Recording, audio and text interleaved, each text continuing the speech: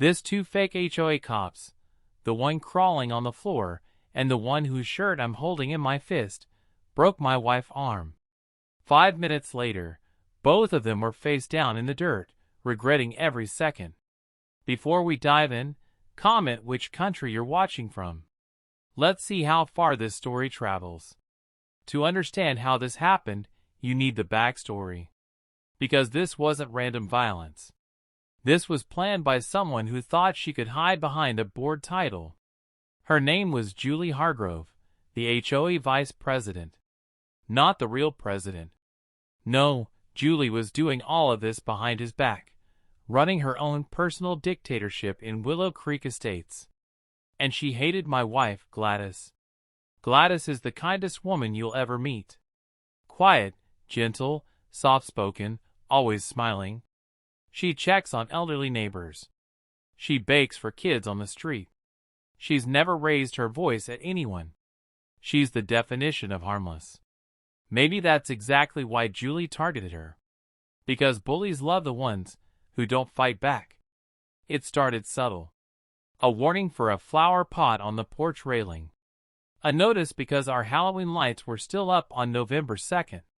A $75 fine claiming our trash bin was visible from the road even when it wasn't. Gladys tried reasoning with her. Julie, I haven't broken any rules. Can we talk about this calmly? But Julie would only give that cold, superior smile. The kind of smile that tells you she enjoys the power trip more than the job. You'll follow HOA instructions, she said one afternoon, whether you like it or not. And then things escalated. Last week, we got a letter threatening forced compliance if fines continued to go ignored. The problem? Gladys paid every fine, even the one she shouldn't have. Julie simply kept inventing more. But the real problem was something we didn't know. Julie had recruited 2 fake HOA cops, guys she paid under the table, to intimidate residents. Not real officers, not licensed security, just 2 fools with black vests and baton holsters who thought shouting made them powerful. And yesterday they came for my wife. I was on my way home from work when it happened. Gladys was sitting on the porch watering her hanging plants, minding her business. The most harmless scene you can imagine. Then the 2 men walked up the driveway, boots heavy, voices loud, holding a clipboard loaded with fake citations. Ma'am, you've ignored multiple enforcement warnings. The bigger one barked. You're coming with us to the compliance office.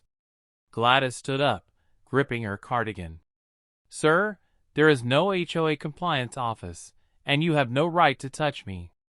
The smaller one stepped forward. We can enforce physical compliance. It's in the bylaws. No, Gladys said firmly. It's not. The big one didn't like that. He lifted his baton. Gladys raised her hands, taking a step back, and in one brutal, cowardly swing, he cracked the baton against her forearm. Gladys screamed, a sound I will never forget, clutching her arm as she fell against the porch railing. Bones snapped, pain shot through her, and the 2 men didn't stop. They reached for her like they were going to drag her away.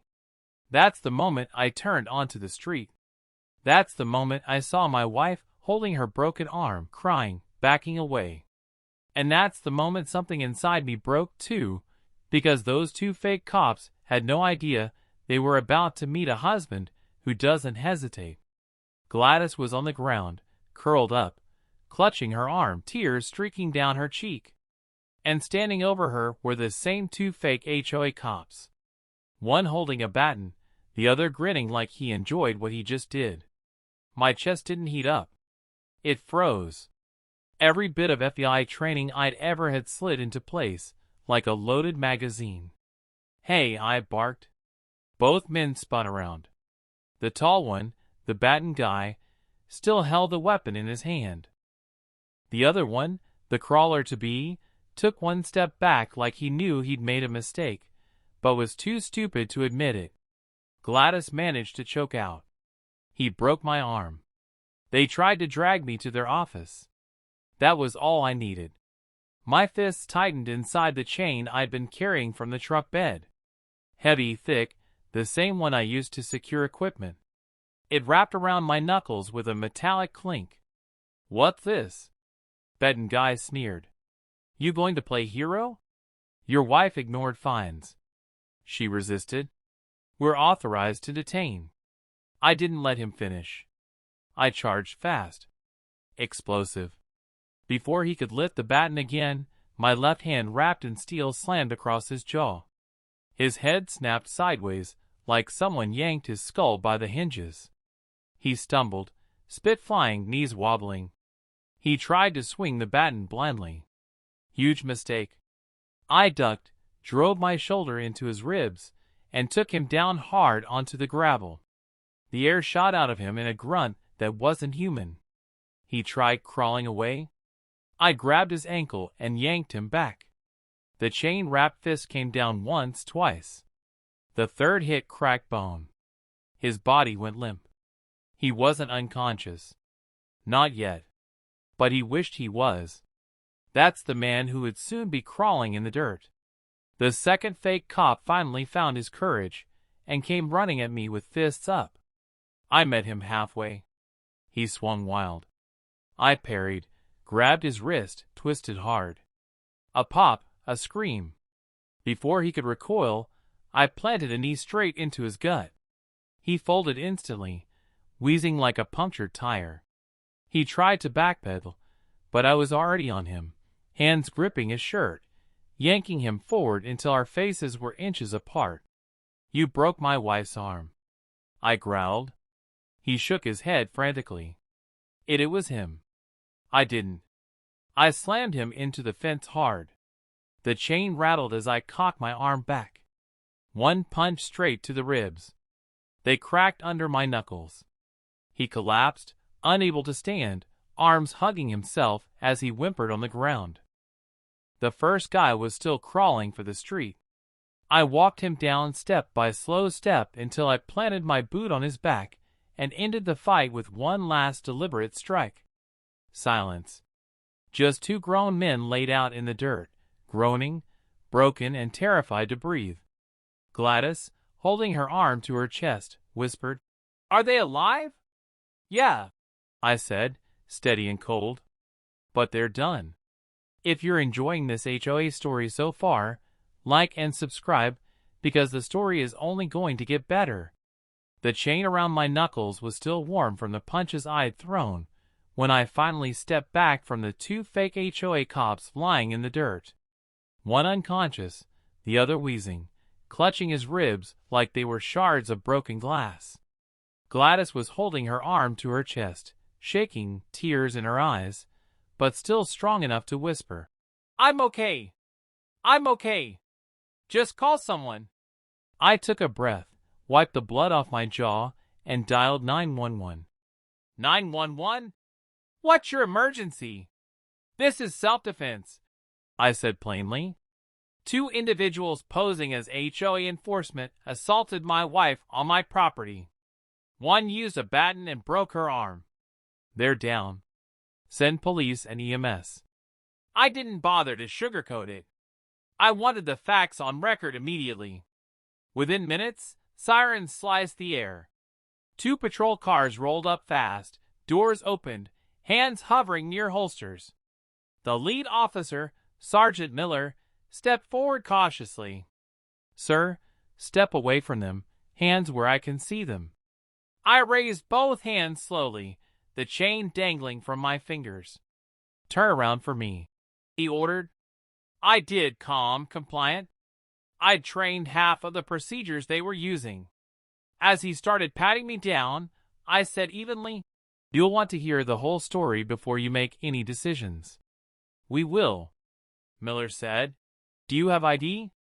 I nodded toward my back pocket. He pulled my wallet, flipped it open, and froze, his eyes locked onto the ID card. Not a driver's license. My old bureau credentials. He blinked, then blinked again. "You work for the FBI? Retired field agent?" I said calmly. 15 years, counter-violence and threat response. Miller's entire posture changed. His shoulders dropped, his voice softened. "Sir, why didn't you say that earlier?" "Didn't need to," I said. "You were doing your job." He swallowed once, then turned to the two groaning men on the ground. "What the hell happened here?" Gladys lifted her broken arm slightly. "They came to take me in, said I ignored HOA fines. I told them they had no legal authority. One grabbed me. The other swung a baton. I heard the crack." Miller cursed under his breath. "Jesus." I pointed at the crawling one. "GG. That one tried to run. The other one squared up. I defended my wife. No lethal strikes unless necessary." Paramedics arrived checking vitals. One whispered, "Concussion. Cracked ribs, maybe more." The second fake cop tried to talk. "The HOA. Julie told us she had authority. She said homeowners had to obey." "It's her orders, man. We didn't know she'd break the law." Miller's jaw tightened. "Oh, she broke a lot more than the law." He turned to me. "Sir, you're clear. 100% self-defense. Your wife is a victim. These two are under arrest." EMS loaded the men onto stretchers. Julie Hargrove showed up 10 minutes later, heels clicking, anger already loaded in her throat. "This is an HOA matter. Those men were enforcing." Miller stepped in front of her. "Ma'am, shut your mouth. You just ordered two civilians to impersonate officers, commit an assault with a weapon, and attempted unlawful detainment.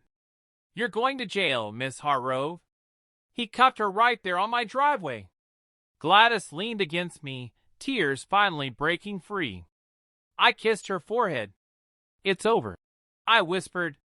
3 days after the incident, both fake HOA cops were charged with aggravated assault, assault causing serious bodily injury, impersonating an officer, criminal trespass, use of a weapon, and commission of a crime. One of them also got reckless endangerment, attempted kidnapping because they tried to forcefully take Gladys, and they were denied bail. The one whose ribs I broke had 2 fractures, a concussion, and a dislocated shoulder. He's facing up to 12 years. The one who used the baton to break Gladys's arm is facing up to 18 years, and the judge placed a permanent no-contact order. Julie Hargrove was removed from the HOA, fined $25,000, and banned from holding any HOA position in the state ever again. The HOA itself was hit with a $40,000 civil penalty, a full state audit, temporary suspension of all enforcement powers. Gladys got full compensation for medical bills, pain and suffering, and property damages. And that's how they learned the one lesson that never ends well. You don't attack a man's wife, especially when her husband used to put monsters in handcuffs for a living. What do you think, folks? Was I too harsh, or did they get exactly what they deserved? What would you have done if someone struck your wife? Tell me in the comments. I really love to know. The end.